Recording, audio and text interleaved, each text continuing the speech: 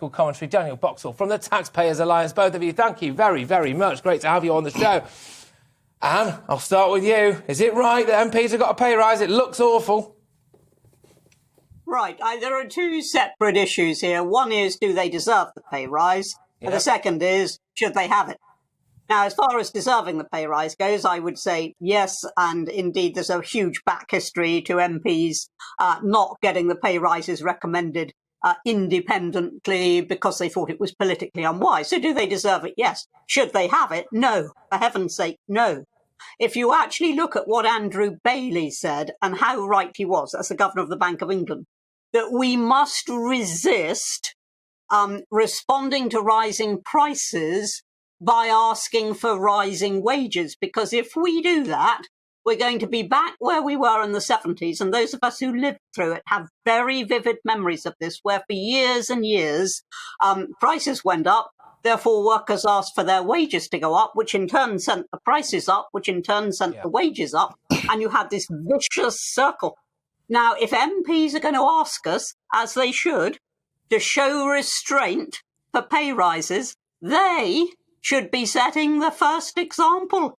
And they're certainly not doing that with this rise. I think that makes sense. Although, Danielle, I want you to hit back on that. Do you agree with Anne Widdecombe that they actually deserve the pay rise? Because there's quite a lot of people might be watching this thinking, you know, we had these lockdowns, we had these rather harebrained policies, our push towards net zero, and all of a sudden here we are, and that's maybe exacerbated the problem. Danielle, do they deserve it? Yeah, well, I don't think it's up to me personally to decide whether they deserve it or not. But I think the public will certainly feel that, you know, they might be getting a bit of the short end of the stick here. You know, when MPs are getting a pay rise, well, they're facing rising energy bills, they're facing rising taxes from today, council tax going up, national insurance is being introduced today, the national insurance hike. There's a lot of pressures facing families at the moment, and I think it's going to not play very well that MPs are getting a pay rise at the same time. Yeah, Danielle, let's just stick with you for now. Do you think it's going to hit them at the ballot box? It is terrible optics, this, because I've just been seeing loads of images. Thank you for everyone who's really bought into this. Loads of images of people sending me in their pictures of them all wrapped up woolly hat scarves in their front rooms. Meanwhile, you know, 2,200 quid knocks a bit off the cost of living crisis, doesn't it, Danielle?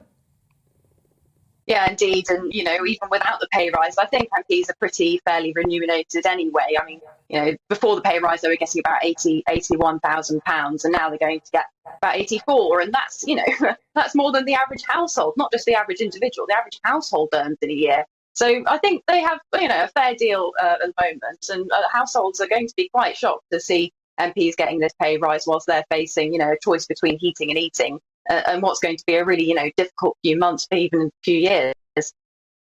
All right, absolutely. Anne, I'll throw it back over.